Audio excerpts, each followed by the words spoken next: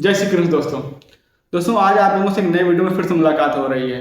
दोस्तों बहुत दिनों से एक नया वीडियो नहीं आ पा रहा था, कुछ ऐसा रीजन था कि जिस वजह से वीडियो नहीं आ पाया। दोस्तों फिर भी आप लोगों ने मेरे पुराने वीडियो में बहुत सारा प्यार दिखाया है, बहुत अच्छी अच्छी कमेंट्स करी हैं एंड डाउट भी पूछे हैं। मैंने वीडियो भले नहीं आ पाया, लेकिन मैंने आपकी एक कमेंट्स पढ़ी हैं और उनके रिप्लाई भी दिए हैं एंड डाउट भी क्लियर किए हैं। आई थिंक वो सारे डाउट्स आपके क्लियर भी हो गए होंगे। जो डाउट्स नहीं क्लियर हो पाए वो आज इस वीडियो में क्लियर हो जाएंगे। दोस्तों आप लोगों की बहुत कमेंट्स आ रही थी एक्सिस कॉलेज पे कि एक्सिस कॉलेज के ऊपर फुल डिटेल वीडियो बना दो। दोस्तों आज मैं एक्सिस कॉलेज के बारे में फुल डिटेल वीडियो बनाने वाला हूँ। आज इस कॉलेज की क्या फैसिलिटी है, क्या प्लेसमेंट है, क्या फीस है और भी जो इसकी एक्स्ट्रा एक्टिविटी है, उन कॉलेज के बारे में सारी चीज़ बताऊंगा। एक्सिस कॉलेज के बारे में सारी चीज़ बताऊंगा। दोस्तों बहुत दिनों से मैं स्क्रीन पर नहीं आ पाया, इसलिए वीडियो में जो भी गलती हो गई हो उसके लिए नज़रअंदाज कर देना, इग्नोर कर देना। फिर भी आपके लिए मैं जितना अच्छा कर सकता हूँ उतना करूँगा और मैं जो कॉलेज का चल रहा है इस टाइम मैं वही बताऊँगा। मैं कॉलेज की तरह नहीं बोलूँगा कि मैं आपको ये प्रोवाइड कराऊँगा, ये प्रोवाइड कराऊँगा। कॉलेज क्या नहीं कराता है वो आपको भी मालूम है।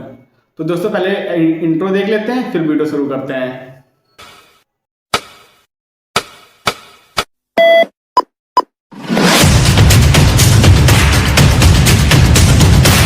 आई थिंक दोस्तों आप लोगों ने इंट्रो पूरा देख लिया होगा। दोस्तों वीडियो को स्किप बिल्कुल भी मत कीजिए, वीडियो को लास्ट तक जरूर देखिएगा क्योंकि इस वीडियो से आपको फुल इन्फॉर्मेशन मिल जाएगी इस कॉलेज के बारे में। दोस्तों मैंने इस कॉलेज के बारे में कुछ मेन टॉपिक बना रखे हैं कि आज हम लोग इस कॉलेज के बारे में कौन कौन से मेन टॉपिक पे बात करने वाले हैं।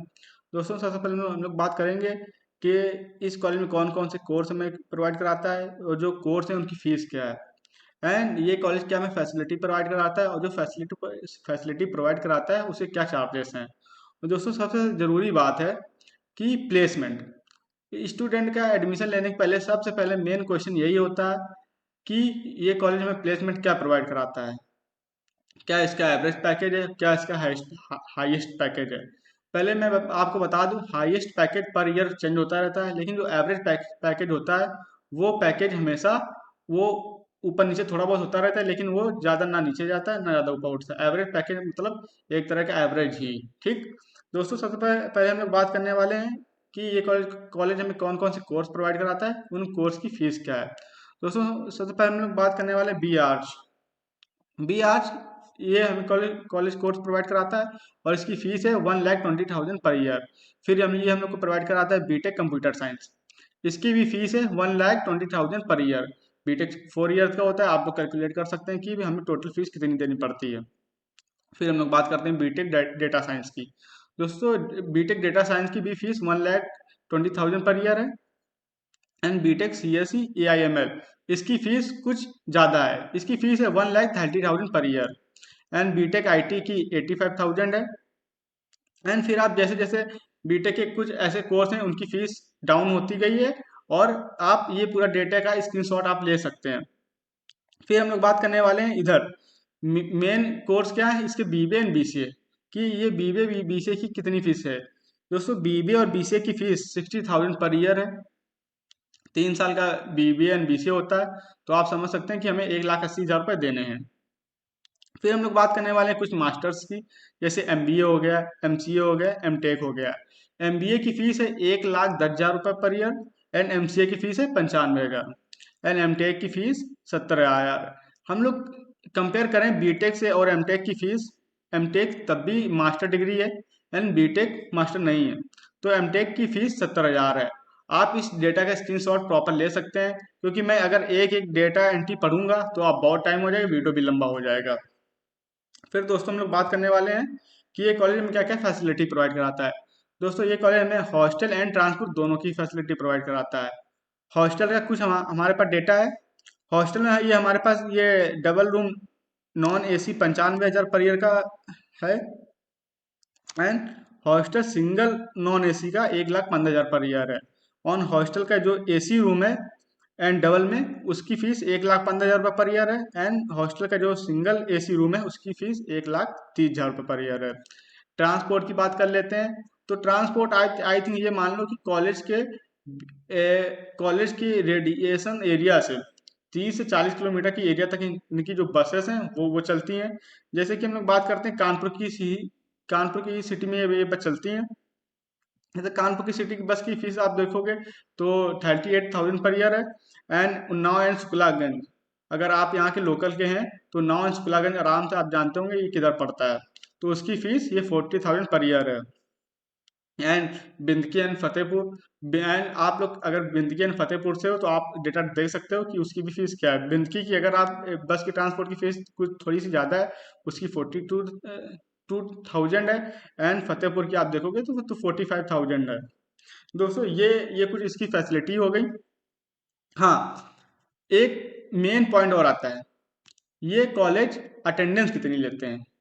दोस्तों मैं पहले बता दूं, कानपुर के कुछ ऐसे कॉलेज हैं जो AKTU से एंड CHM से 75 अटेंडेंस का क्राइटेरिया है, लेकिन यहाँ के कुछ ऐसे कॉलेज हैं जो 80% एंड 90% क्राइटेरिया मांगते हैं अटेंडेंस का। तो अगर आपकी अटेंडेंस 90 या 80 से कम है तो ये आपके ऊपर ये फाइन भी लगाते हैं। किसी किसी कॉलेज में 90% से 1% कम होता है तो उसका फाइन 400 रुपये पर परसेंट का होता है। अगर आपका फाइन 80 या 75 से नीचे आ जाता है तो उस परसेंट का फाइन 800 रुपये हो जाता है। आज एक्सेस कॉलेज की बात करूं तो इसका भी फाइन लगता है। प्राइवेट कॉलेज है, फाइन जरूर आपको देना पड़ेगा। अगर आपके अटेंडेंस क्राइटेरिया से आपकी अटेंडेंस कम है तो आपको फाइन देना पड़ेगा। फिर दोस्तों हम लोग बात करने वाले हैं प्लेसमेंट, मेन टॉपिक। बच्चे का एडमिशन लेने के पहले बहुत ये डाउट आता है, वो प्लेसमेंट के बारे में इतना सोचता है कि वो कॉलेज सही से डिसाइड नहीं कर पाता है कि मुझे कौन से कॉलेज में जाने वाले हैं। क्योंकि हमें कॉलेज वाले प्लेसमेंट कुछ दिखाते हैं लेकिन वहाँ पे प्लेसमेंट होती ही नहीं है। हम लोग को दिखा देंगे कि हमारे पास 2300 कंपनियां जॉब ऑफर कर रही हैं, वहाँ पे कंपनी 1200 भी नहीं पहुंच रही है। उनके इनबॉक्स पे 50-50 कंपनियां पड़ी हुई हैं, लेकिन जॉब क्या पता 10 कंपनी ही दे रही, 20 कंपनी ही दे रही हैं। कुछ कंपनियां हैं जो अपना असेसमेंट करा लेती हैं, उसके बाद कोई रिस्पॉन्स नहीं देती हैं। कुछ कंपनियां ऐसी आ जाती हैं कि आपकी शॉर्ट लिस्टिंग वहीं से कर देती हैं। तो मैं प्लेसमेंट का तो आप बिल्कुल नहीं क्लियर कर सकता हूँ कि कॉलेज क्या प्लेसमेंट आपको देगा। प्राइवेट कॉलेज है तो आप समझ सकते हो कि क्या ही प्लेसमेंट रहेगी। अगर आपको अच्छी प्लेसमेंट चाहिए तो मैं आपसे फिर बोलता हूँ कि आप प्राइवेट कॉलेज को कभी मत चूज कीजिए, आप जेई की तैयारी कीजिए।